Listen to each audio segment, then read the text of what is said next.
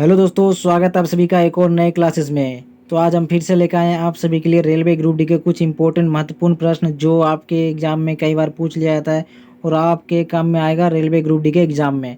तो अगर आप रेलवे ग्रुप डी की एग्जाम की प्रिपरेशन कर रहे हैं तो आपके लिए ये क्लास बहुत ही इंपॉर्टेंट होने वाला है। तो दोस्तों, क्लास पे सभी बच्चों को फोकस करना है, ठीक है।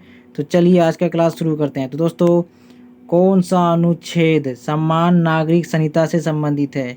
कौन सा अनुच्छेद समान नागरिक संहिता से संबंधित है? तो आपका सही जवाब हो जाएगा अनुच्छेद 44, ठीक है।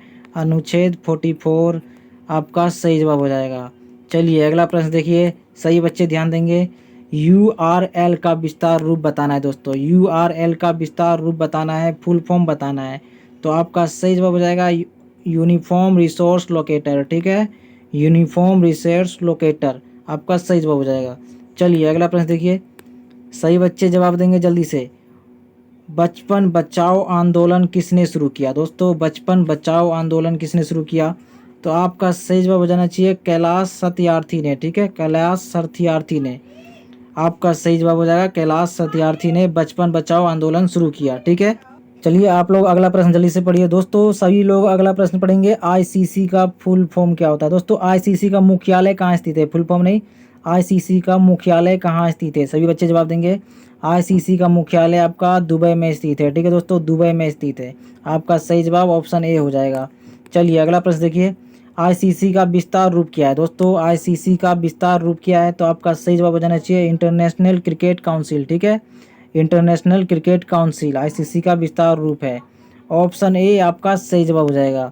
चलिए सभी बच्चे जवाब देंगे जल्दी से।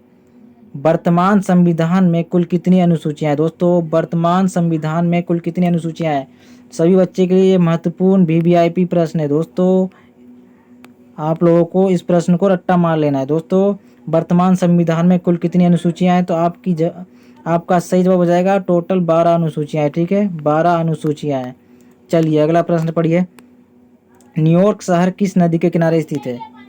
दोस्तों, न्यूयॉर्क शहर किस नदी के किनारे स्थित है? सभी बच्चे जवाब देंगे जल्दी से। न्यूयॉर्क शहर किस नदी के किनारे स्थित है? तो हडसन नदी के किनारे न्यूयॉर्क शहर स्थित है, ठीक है। हडसन नदी के किनारे न्यूयॉर्क शहर स्थित है। आपका सही जवाब ऑप्शन ए। अंतरिक्ष में जाने वाला पहला व्यक्ति कौन था? तो बच्चों, अंतरिक्ष में जाने वाला पहला व्यक्ति कौन था? जल्दी से जवाब देंगे आप लोग।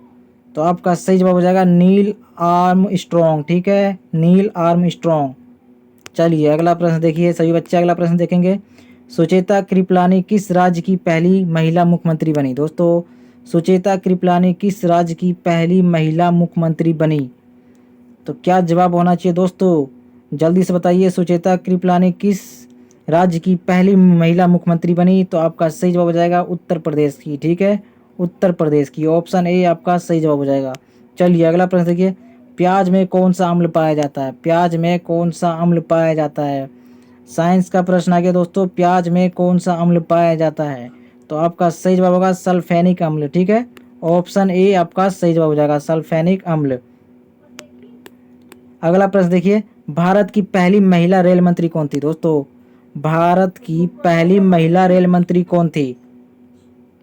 तो आपका सही जवाब हो जाना चाहिए ममता बनर्जी भारत की पहली महिला रेल मंत्री थी, ठीक है। आपका सही जवाब ममता बनर्जी। चलिए अगला प्रश्न देखिए, अलकनंदा और भागीरथी नदियां का संगम कहाँ होता है? दोस्तों, अलकनंदा और भागीरथी नदियों का संगम कहाँ होता है? जल्दी से जवाब देंगे सभी बच्चे। तो आपका सही जवाब हो जाएगा देवप्रयाग में, ठीक है, देवप्रयाग में इनका संगम होता है। ऑप्शन ए आपका सही जवाब हो जाएगा देवप्रयाग में। भूकंप की तीव्रता किस यंत्र से मापी जाती है? आपका अगला प्रश्न है, भूकंप की तीव्रता किसी यंत्र से मापी जाती है? दोस्तों, किस यंत्र से मापी जाती है? तो आपका ऑप्शन ए आपका सही जवाब हो जाएगा रिएक्टर स्केल से, ठीक है। चलिए अगला प्रश्न देखिए, ब्यास गुफा कहाँ स्थित है? दोस्तों, आपका अगला प्रश्न है ब्यास गुफा कहाँ स्थित है? तो सभी लोग जल्दी से जवाब देंगे, ब्यास गुफा कहाँ स्थित है? तो आपका सही जवाब हो जाएगा बद्रीनाथ में स्थित है, ठीक है, बद्रीनाथ में आपका सही जवाब हो जाएगा। चलिए अगला प्रश्न देखिए, मालदीव की आधिकारिक भाषा कौन सी है? दोस्तों, मालदीव की आधिकारिक भाषा कौन सी है? मालदीव की आधिकारिक भाषा कौन सी है? तो आपका सही जवाब हो जाना चाहिए दिवेही, ठीक है, दिवेही। ऑप्शन ए आपका सही जवाब हो जाएगा दिवेही मालदीव की आधिकारिक भाषा है। चलिए क्लास पे सभी बच्चे फोकस करेंगे। विद्युत बल्ब का फिलामेंट किस धातु का बना होता है? सभी लोग जवाब देंगे विद्युत बल्ब का फिलामेंट किस धातु का बना होता है, तो आपका सही जवाब होना चाहिए टंगिस्टन का बना होता है। ठीक है, टंगिस्टन का बना होता है। चलिए अगला प्रश्न देखिए, भारत का केंद्रीय बैंक कौन सा है? दोस्तों भारत का केंद्रीय बैंक कौन सा है? कौन सा केंद्रीय बैंक है भारत का? तो दोस्तों आपका सिंपल सा जवाब होना चाहिए भारतीय रिजर्व बैंक भारत का केंद्रीय बैंक है। ठीक है, चलिए अगला प्रश्न देखेंगे सभी बच्चे, ध्वनि की तीव्रता किस में मापी जाती है? दोस्तों डेसिबल में। ठीक है, डेसिबल में मापी जाती है। डेसिबल, डेसिबल में मापी जाती है ध्वनि की तीव्रता। ऑप्शन ए आपका सही जवाब हो जाएगा। अब मनुष्य का सामान्य रक्तचाप कितना होता है? आपका अगला प्रश्न है मनुष्य का सामान्य रक्तचाप कितना होता है? दोस्तों मनुष्य का सामान्य रक्तचाप कितना होता है?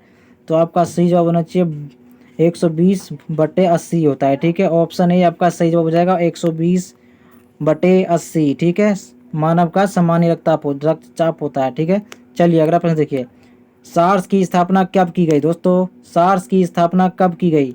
सभी बच्चे जवाब देंगे सार्स की स्थापना कब की गई। वेरी वेरी इंपॉर्टेंट प्रश्न है, सभी बच्चे ध्यान देंगे। सार्स की स्थापना कब की गई? तो आपका सही जवाब होगा 1985 में की गई। ठीक है, 1985 में की गई सार्स की स्थापना। आपका अगला प्रश्न है रेलवे ट्रैक की। आपका अगला प्रश्न है रेलवे ट्रैक की चौड़ाई कितनी होती है? रेलवे ट्रैक की चौड़ाई कितनी होती है? सभी बच्चे ध्यान देंगे। तो आपका सही जवाब हो जाना चाहिए 1.43 मीटर। ठीक है, 1.43 मीटर होती है। 1.43 मीटर रेलवे ट्रैक की चौड़ाई होती है। ऑप्शन सी आपका सही जवाब हो जाएगा। चलिए अगला प्रश्न देखिए, रेलवे स्टेशन पर सिग्नल का क्या कार्य होता है? दोस्तों रेलवे स्टेशन पर सिग्नल का क्या कार्य होता है? तो ट्रेन की गति को नियंत्रित करना होता है। ठीक है दोस्तों, ट्रेन की गति को नियंत्रित करना होता है। ऑप्शन ए आपका सही जवाब हो जाएगा, ट्रेन की गति को नियंत्रण करना होता है। ऑप्शन ए आपका सही जवाब हो जाएगा। 23 एक क्वेश्चन आपका देखिए दोस्तों, 23 क्वेश्चन क्या कह रहा है, भाप इंजन का आविष्कार किसने किया? भाप इंजन का आविष्कार किसने किया दोस्तों? तो आप लोग सही जवाब देंगे, भाप इंजन का आविष्कार किया था जेम्स वाट ने। ठीक है, जेम्स वाट ने। आपका सही जवाब होगा ऑप्शन ए जेम्स वाट ने। चलिए अगला प्रश्न देखिए, रेलगाड़ी के डिब्बों को जोड़ने वाला उपकरण क्या कहलाता है? दोस्तों रेलगाड़ी के डिब्बों को जोड़ने वाला उपकरण क्या कहलाता है? तो दोस्तों सिंपल सा जवाब हुक कहलाता है। ठीक है, ऑप्शन ए आपका सही जवाब हो जाएगा, हुक कहलाता है, हुक। चलिए अगला प्रश्न देखिए, रेलवे स्टेशन पर सूचना प्रणाली का क्या क्या कार्य होता है? रेलवे स्टेशन पर सूचना प्रणाली का क्या कार्य होता है? तो दोस्तों ट्रेन की समय की जानकारी देना, यही कार्य होता है रेलवे प्रणाली का, सूचना प्रणाली का कार्य। सूचना प्रणाली का कार्य होता है ट्रेन की समय की जानकारी देना। ऑप्शन ए आपका सिंपल सा जवाब हो जाएगा। चलिए अगला प्रश्न देखिए, भारत में किस बैंकों का बैंक कहा जाता है? दोस्तों भारत में किसे बैंकों का बैंक कहा जाता है? भारत में किसे बैंकों का बैंक कहा जाता है? तो भारतीय रिजर्व बैंक को। ठीक है, भारतीय रिजर्व बैंक को बैंकों का बैंक कहा जाता है। चलिए अगला प्रश्न देखेंगे, नीति आयोग का अध्यक्ष कौन होता है? नीति आयोग का अध्यक्ष कौन होता है? सभी बच्चे जवाब देंगे, नीति आयोग का अध्यक्ष कौन होता है? तो आपका सही जवाब हो जाएगा, नीति आयोग का अध्यक्ष होता है प्रधानमंत्री। ठीक है, प्रधानमंत्री होता है नीति आयोग का अध्यक्ष, प्रधानमंत्री। चलिए अगला प्रश्न देखिए, राज्यसभा के सदस्यों की न्यूनतम आयु कितनी होती है? राज्यसभा की सदस्यों की न्यूनतम आयु कितनी होती है? आपका प्रश्न है राज्यसभा की सदस्यों की न्यूनतम आयु कितनी होती है? तो आप लोग जवाब देंगे 30 वर्ष होती है। ठीक है, 30 वर्ष, 30 वर्ष होती है। ऑप्शन ए आपका सही जवाब हो जाएगा 30 वर्ष। चलिए अगला प्रश्न देखिए, भारत का अंतिम मुगल सम्राट कौन था?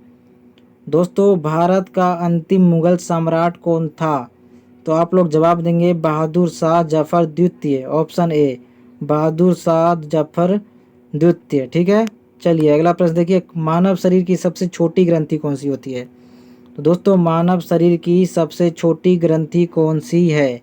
तो आपका सही जवाब हो जाएगा पिट्यूटरी। ठीक है, पिट्यूटरी, पिट्यूटरी मानव शरीर की सबसे छोटी ग्रंथि है। तो दोस्तों आज का क्लास आपका यहीं पे ख़त्म होता है। ठीक है, क्लास को आप लोग रिवीजन कर लेना, आपके लिए बहुत ही इंपॉर्टेंट प्रश्न है, ये सभी को रट्टा मार लेना है। ठीक है, तो चलिए दोस्तों अगले क्लास में मिलते हैं आप सभी को।